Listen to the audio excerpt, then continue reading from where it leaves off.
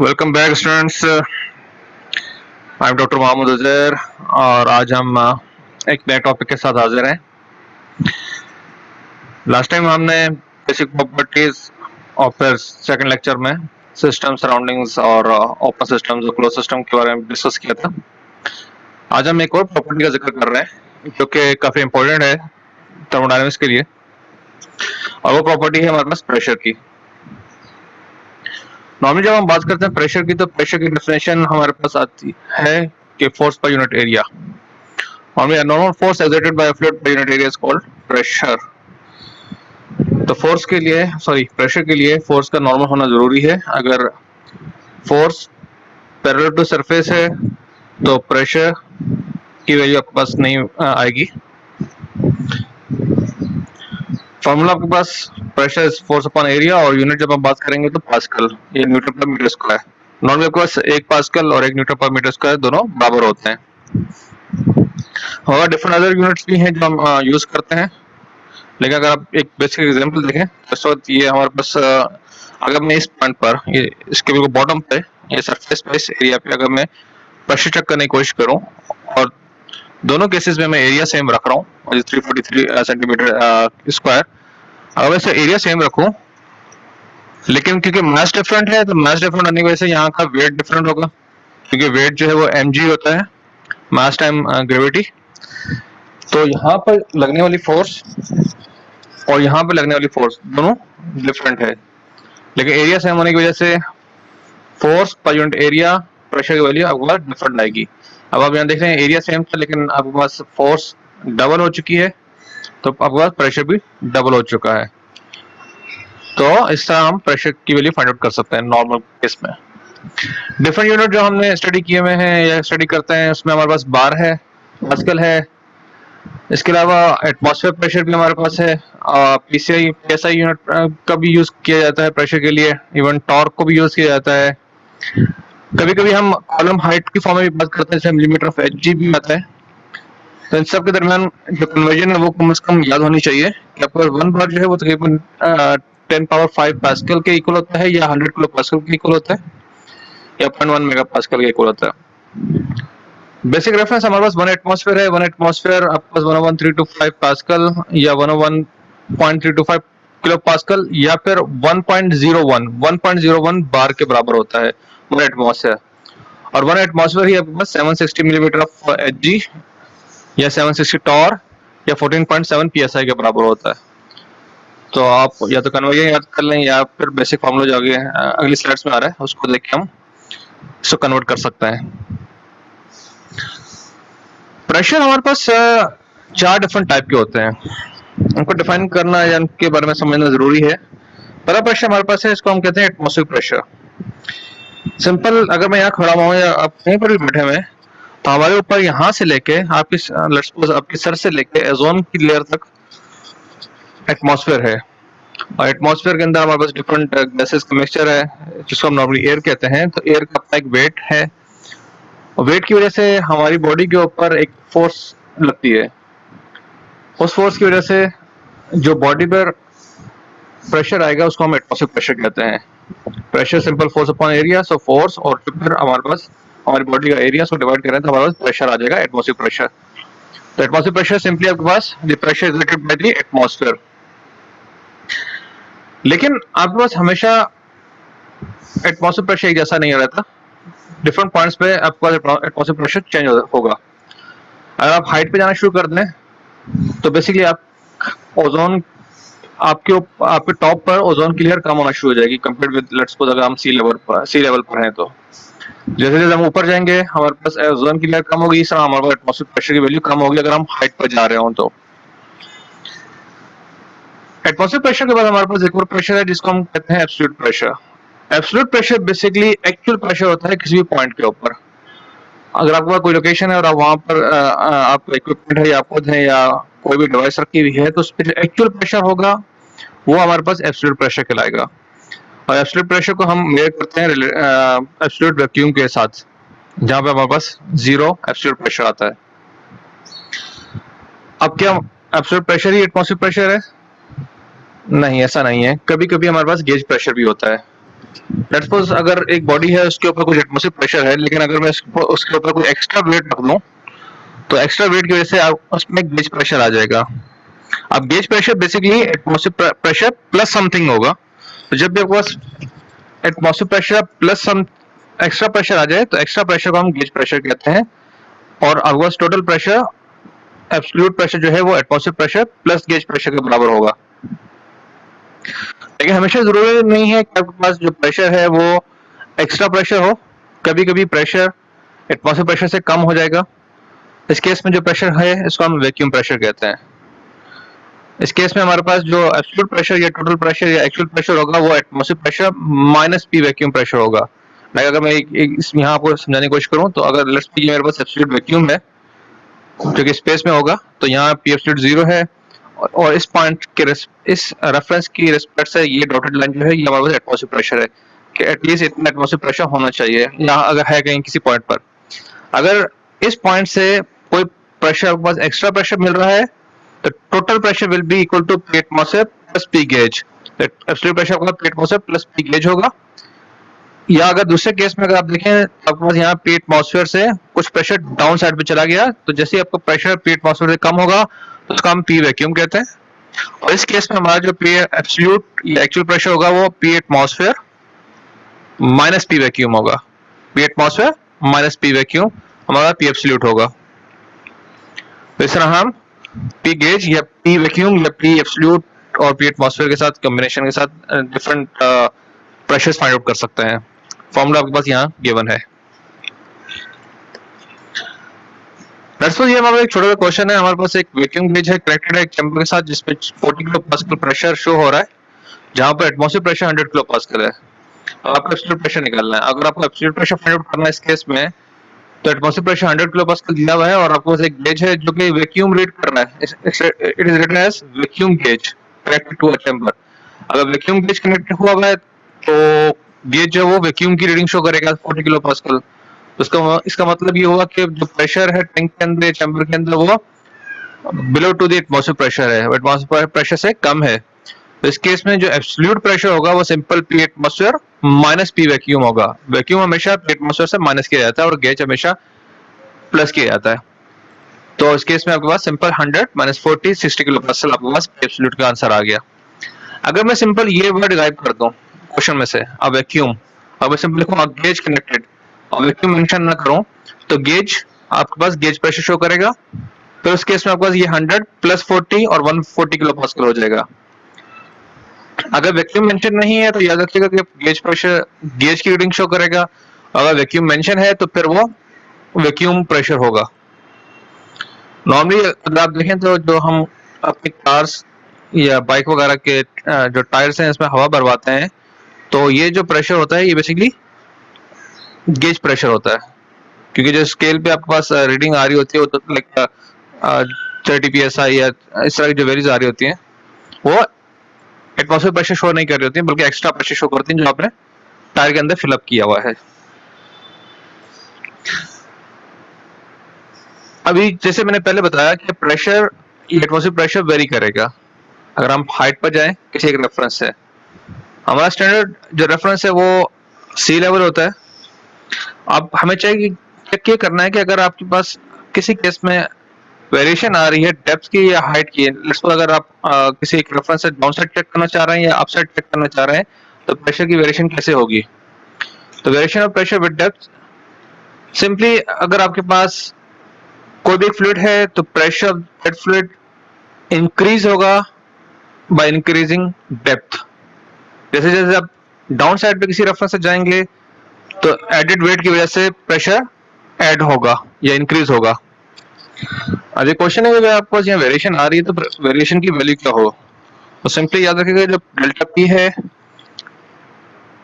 वो आपके पास हमेशा डाउन साइड पे इंक्रीज होगा by an amount of rho ji H, rho G delta Z या फिर गैमा टाइम्स डेल्टा जेड, जिसमें गैमा आपका स्पेसिफिक वेट है या अगर रो जी की फॉर्म में देखें तो rho density of the fluid, g 9.81 या एक्सेलरेशन ड्यू टू ग्रेविटी और आपका डेल्टा जेड कितना हाइट डिफरेंस लेके आ रहे हैं। प्रेशर हमेशा टॉप से बॉटम साइड पे इंक्रीज होगा। अब नॉर्मली अगर आप इस एग्जांपल को देखें तो यहाँ पर इस वक्त आपके पास इस जगह पे ये जो नॉर्मल साइन है इसको हम फ्री सरफेस का साइन देते हैं, मीन्स कि यहाँ पे लिक्विड की सरफेस हमारे पास है। तो यहाँ आपके पास एटमॉस्फेयर होना चाहिए सरफेस के यहाँ पर टॉप पे जो वाइट वाला पोर्शन नजर आ रहा है। अगर यहाँ पे एटमॉस्फेयर एक्ट कर रहा है तो जैसे जैसे हम इस फ्लूइड में इनसाइड मूव करेंगे तो प्रेशर इंक्रीज होगा, और ये एक्स्ट्रा प्रेशर या गेज प्रेशर आपके पास हमेशा रो जी एच के साथ आएगा। रो जी एच की वैल्यू हम इसको फाइंड आउट कर सकते हैं पी गेज की, तो ये प्रेशर हमारे पास रो जी एच है। So simple P is P atmosphere plus rho ji H, और रो जी एच हमेशा एक्स्ट्रा प्रेशर इस वाले केस में, तो ये गेज प्रेशर हुआ। अब यहाँ तीन डिफरेंट केसेस शो कर रहा हूँ। ये केस है, यहाँ हमारे पास P1 है पी एटमॉस्फेयर, तो डाउन साइड पे अगर हम मूव करें तो P2 will be P atmosphere plus rho ji H. तो P2 is basically absolute pressure जो कि पी एटमॉस्फेयर प्लस रो जी एच के बराबर होगा। अगर पी एटमॉस्फेयर की वैल्यू अगर गिवन नहीं है, अगर पी एटमॉस्फेयर की वैल्यू गिवन नहीं है तो प्लीज इसको अज्यूम नहीं कीजिएगा, हम पी एटमॉस्फेयर की वैल्यू अज्यूम नहीं करते। और अगर पी एटमॉस्फेयर की वैल्यू हमें नहीं पता तो ये पी एटमॉस्फेयर की वैल्यू हम यहाँ शिफ्ट करेंगे, P2 minus P atmosphere equal to rho ji H, so it will be P2 minus P atmosphere of absolute minus atmosphere will be equal to gauge. So automatically ये pressure आपके पास gauge pressure बन जाएगा। So pressure in a liquid at rest increases linearly with distance from the free surface. ये आपको already बता चुका हूँ, जैसे हम नीचे की साइड मूव करेंगे किसी भी लिक्विड में या फ्लूइड में प्रेशर विल इंक्रीज।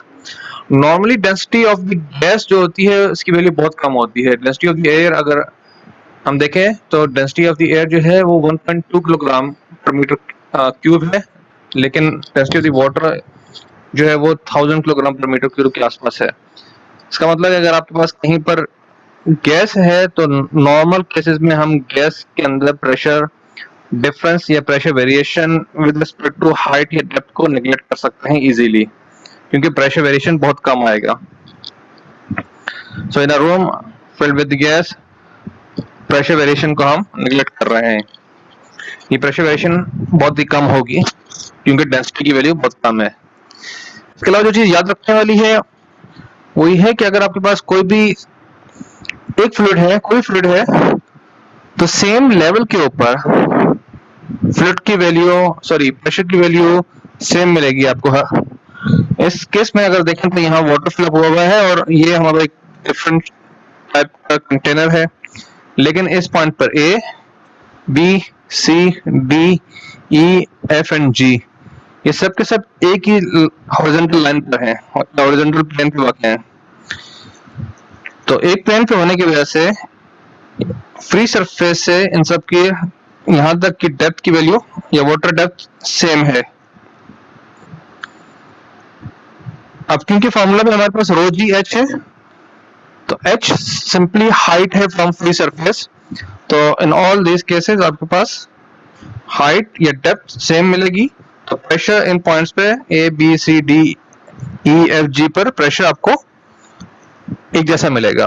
तो याद रखें अगर आपके पास कोई भी एक फ्लूइड है तो उस फ्लूइड के अंदर हॉरिजॉन्टल प्लेन पर प्रेशर आपको हर जगह एक जैसा मिलेगा, लेकिन पी एच पर प्रेशर डिफरेंट होगा और पी आई पर प्रेशर डिफरेंट होगा। इस केस में अगर आप देखें तो पी एच में यहाँ पे हमारा मर्करी फिल आता है और यहाँ पी आई है जिसमें से वाटर है। तो पी एच और पी आई दोनों एक ही लेवल पर है, लेकिन प्रेशर सेम नहीं होगा क्योंकि यहाँ पर सिर्फ वाटर है और यहाँ पर आपका वाटर प्लस मर्करी की वैल्यू है, तो मर्करी की वजह से आपको प्रेशर डिफरेंस आ जाएगा। तो ये आपको simple pressure is same at all points on a horizontal plane in a given fluid regardless of geometry. तो ये याद रखिएगा तीन पॉइंट्स। नेक्स्ट हमारे पास है, इसको हम पास्कल लॉ कहते हैं।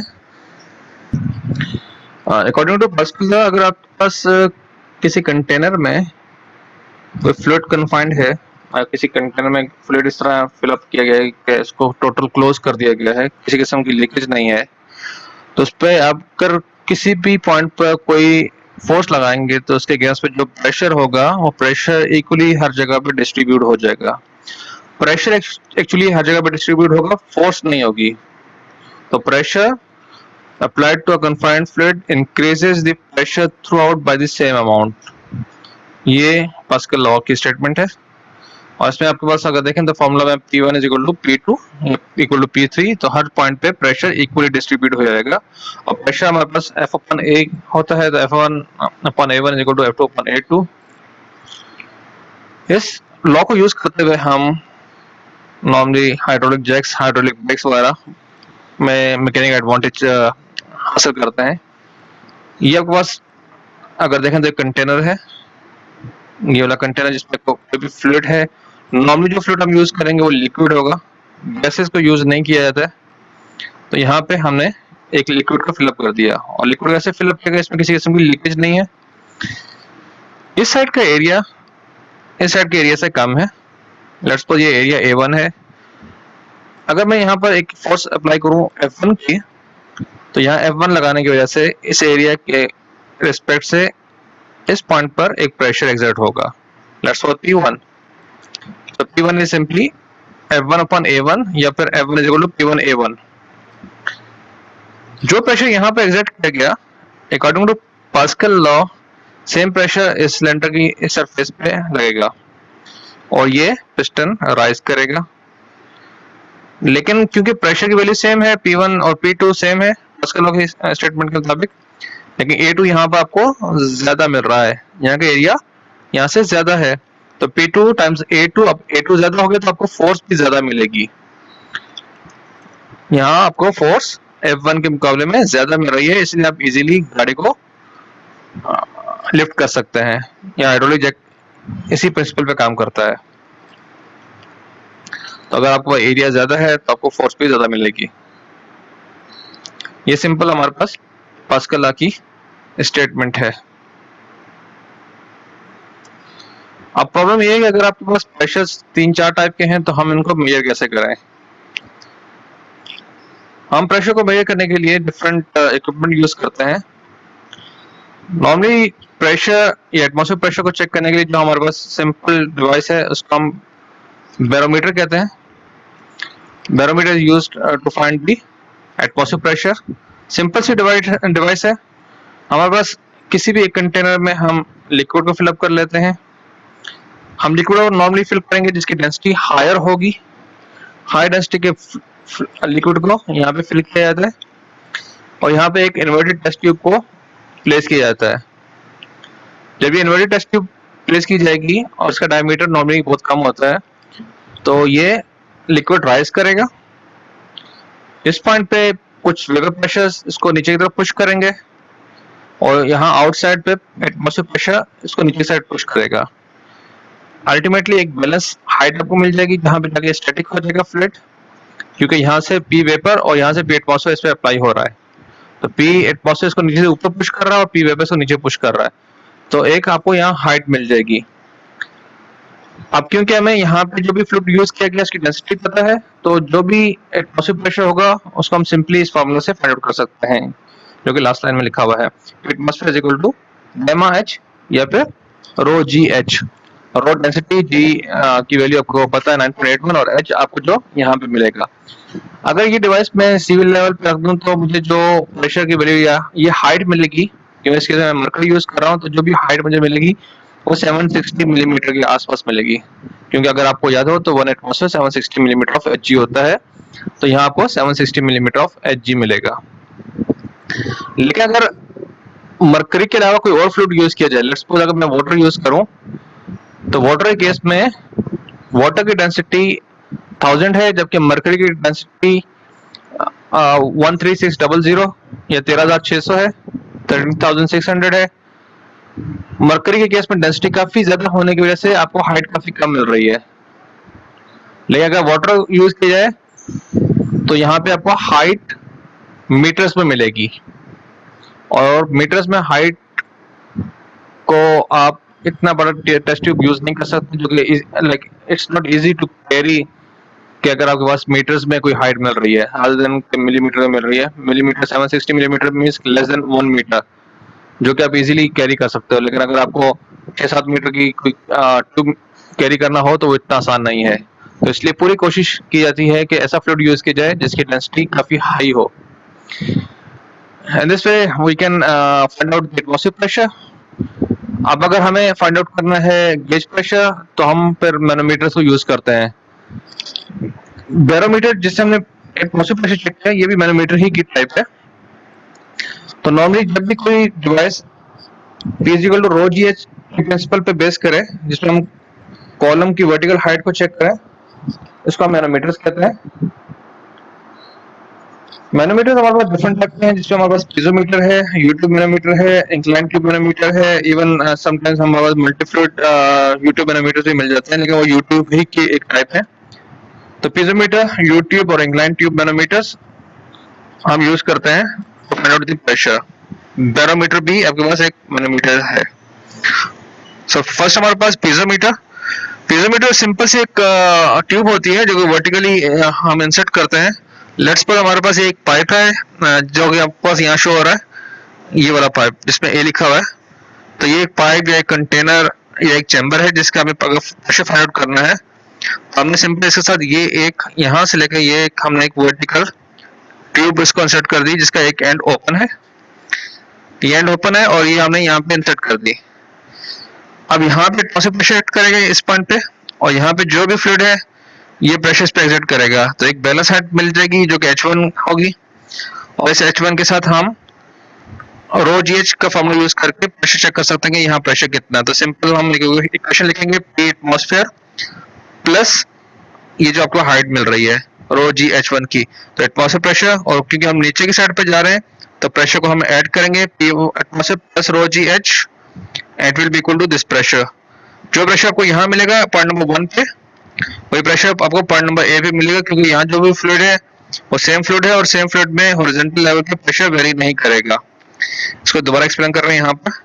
लेट्स सपोज ये हमारे पास एक पीजोमीटर है, अगर आप देखें तो पीजोमीटर में आपको एक ओपन एंड है जो टॉप साइड नजर आ रहा है, फिर आपके पास एक H1 नजर आ रही है आपके पास, और आपके पास एक कंटेनर है, कंटेनर में आपको कोई एक फ्लूइड है। इस फ्लूइड में अगर यहाँ पर जो आपको P नॉट नजर आ रहा है इस वक्त, ये एटमॉस्फेयर प्रेशर है, और यहाँ पे हमें प्रेशर फाइंड आउट करना है बिल्कुल बॉटम पे। तो हम बेसिकली सिंपल सा रूल है, आप एक पॉइंट से स्टार्ट करेंगे और दूसरे पॉइंट तक पहुंचने की कोशिश करेंगे। इधर आप ए से स्टार्ट करें और एटमॉस्फेयर प्रेशर तक पहुंचे, या एटमॉस्फेयर प्रेशर से स्टार्ट करें और ए तक पहुंचे, ये आपका पी एब्सोल्यूट आ जाएगा। और कैसे हम इक्वेशन लिखेंगे, सिंपल पी नॉट जो कि प्रेशर यहाँ पर, अगर हम इस एंड से नीचे की तरफ आ रहे हैं तो पी नॉट या पी एटमॉस्फेयर, अब हम डाउन साइड में मूव करें तो प्लस करेंगे जो कि रो जी H1 के बराबर होगा इक्वल टू दिस प्रेशर। तो इक्वेशन हमारे पास कुछ इस तरह की हो जाएगी, P naught plus rho ji H equal to P absolute. लेकिन अगर हम यहाँ से मूव करें, अगर इस रिवर्स से मूव करें तो इक्वेशन होगी हमारे पास पी ए जो कि पी एब्सोल्यूट होगा, और हमें ऊपर की तरफ जाना है तो माइनस रो जी एच होगा। So P A minus rho ji h अगर हम यहाँ से स्टार्ट करें, लेकिन अल्टीमेटली आपको आंसर सेम मिलेगा आपको दोनों केसेस में, क्योंकि इक्वेशन आपको पास सेम आएगी, P naught plus rho g H1 equal to P A, या फिर P A equal to P A minus rho ji H equal to P naught. So अब रीअरेंज कर लें तो आपको P A minus P naught आ जाएगा। Again अगर आपको एटमॉस्फेयर प्रेशर की वैल्यू गिवन नहीं है तो आप इसको अज्यूम नहीं करेंगे, एटमॉस्फेयर प्रेशर की वैल्यू गिवन नहीं है तो अज्यूम नहीं करेंगे। That's why P A minus P not जो है इसको हम गेज प्रेशर की फॉर्म में लिखेंगे, और ये आपके पास इस फॉर्म में हो जाएगा, P A gauge is equal to simple rho ji H या गामा एच। तो ये सिंपल सी आपको इक्वेशन आ गई। लेकिन यहाँ कुछ प्रॉब्लम्स हैं पीजोमीटर को यूज करने के लिए। हम पीजोमीटर के साथ गैस प्रेशर कभी मेजर नहीं कर सकते, और कभी हम इसका नेगेटिव प्रेशर मेजर नहीं कर सकते अगर आप किसी वक्त टैंक में है।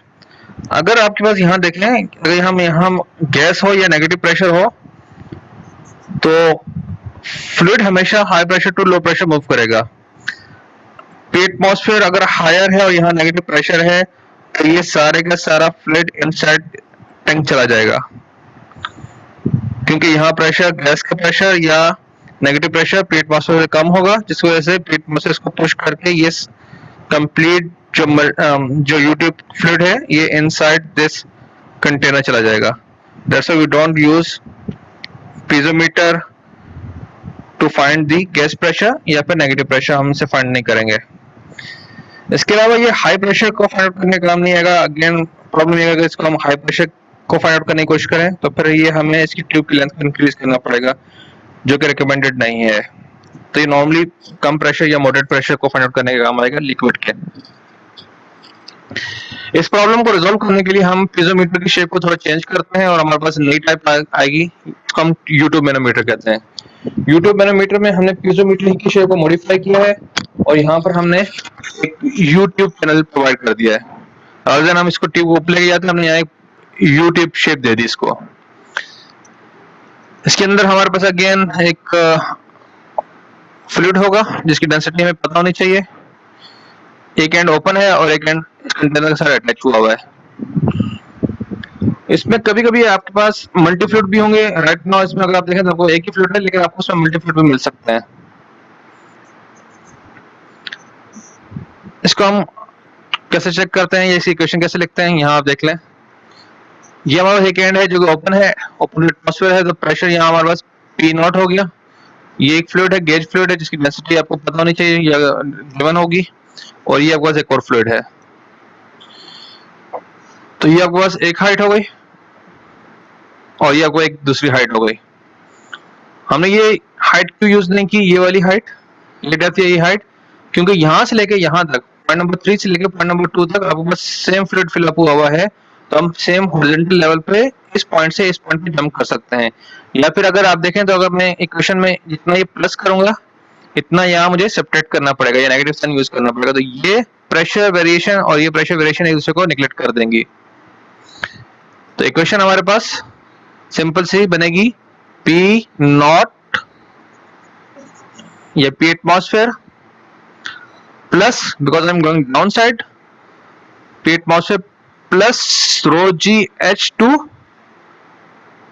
Up to here, then I can simply jump यहां से यहां पर, क्योंकि ये प्रेशर जितना हम डाउन साइड पे लेके जा रहे हैं इतना हमें अप साइड पे लेके जाना, तो जितना इंक्रीज होगा उतना डिक्रीज होगा। तो हॉरिजॉन्टल लेवल पे सेम फ्लूइड पे प्रेशर विल बी सेम। तो अगर आपका सेम फ्लूइड है, ये सारे का सारा एक ही फ्लूइड है, तो इस लेवल पे प्रेशर हॉरिजॉन्टल लेवल सेम है, तो प्रेशर यहाँ पर और यहाँ पर सेम होगा। तो इसके बाद हम यहाँ पहुंच गए और यहाँ से हमें यहाँ पहुंचना है, तो हमें ऊपर की तरफ जाना है। जब हम ऊपर की तरफ जाएंगे तो pressure will decrease, that's why I am using negative sign है। तो ये जो नेगेटिव साइन है इसी वजह से हम ऊपर की तरफ जा रहे हैं, नेगेटिव। और ये जो प्रेशर यहाँ वेरिएशन आ रहा है वो सिंपल रो G H1 या गामा H1 के बराबर है, equal to PA, equal to जो टैंक का आपके पास प्रेशर है। सो अगर मैं रीअरेंज करूं तो P एटमॉस्फेयर माइनस PA आपके पास गेज प्रेशर हो जाएगा, और बाकी इक्वेशन को अरेंज करके हम इसको gamma 2 H2 minus gamma 1 H1 कर सकते हैं। इस एटमॉस्फेयर प्रेशर को यहाँ से यहाँ शिफ्ट कर दिया, तो ये PA minus P atmosphere gauge pressure की फॉर्म में आपके पास यहाँ आ गया। तो ये आपके पास यहाँ गेज प्रेशर है। अगेन अगर यहाँ पर इस जगह पर गैस फिलअप हुई है, तो यहाँ पे जो प्रेशर वेरिएशन में ये H1 की वैल्यू लिखी है, ये वाली H1 गामा H1, ये वाली, इसको हम निगलेक्ट कर सकते हैं, क्योंकि प्रेशर वेरिएशन गैसेस के केस में बहुत नेग्लिजिबल होगा, तो हम इजीली इसको निगलेक्ट कर सकते हैं। इस तरह हम यूट्यूब की इक्वेशन लिखेंगे और इसको सॉल्व करेंगे।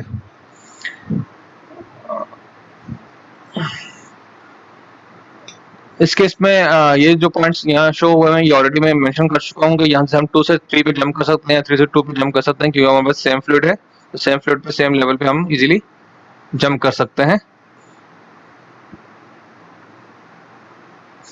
और fluid in U tube is also is known as the gauge fluid, तो ये हमारे पास गेज फ्लूइड हो गया।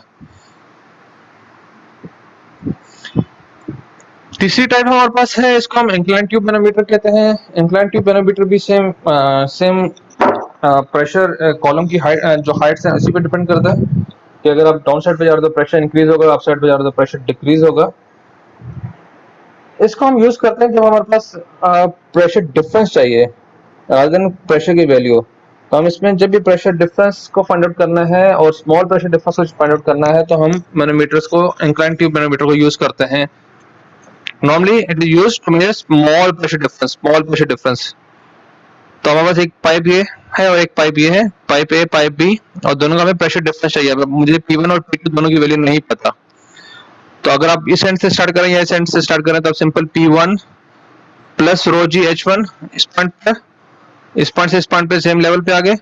जब यहाँ से ऊपर मूव करेंगे तो आपका प्रेशर इंक्रीज होगा, लेकिन आपने ये लेंथ यूज नहीं करनी, आपने ये लेंथ यूज नहीं करनी, रादर आपने यहां से एक लेंथ फाइंड आउट करनी है जो कि वर्टिकल लेंथ होगी, वर्टिकल यहां से लेके यहां तक की लेंथ, सॉरी यहां से डी से लेके ई तक की वर्टिकल लेंथ। आपको यहाँ एल की वैल्यू दी हुई है, आपको एंगल गिवन होगा, तो यहां से आप साइन थीटा के साथ ये वर्टिकल हाइट चेक करेंगे और फिर आपके पास ये height plus equal to, sorry ये नेगेटिव और ये नेगेटिव क्योंकि हम अपसाइड पे जा रहे हैं, इक्वल टू पी बी, और हम P A minus P B या P B minus P A find out कर सकते हैं, जो हमें फाइंड आउट करना होगा। इस तरीके से हम इंक्लाइन ट्यूब मैनोमीटर को सॉल्व कर सकते हैं। प्रेशर और प्रेशर को कैसे मेजर करना है ये हमने आज की क्लास में कवर किया। नेक्स्ट क्लास में कुछ इसके मैथमेटिकल प्रॉब्लम्स को सॉल्व करेंगे या न्यूमेरिकल को सॉल्व करेंगे। इन केस अगर आपको कोई क्वेश्चन पूछना है तो आप नीचे मैसेज सेक्शन में क्वेश्चन पूछ सकते हैं या मुझे ईमेल कर दें। शुक्रिया।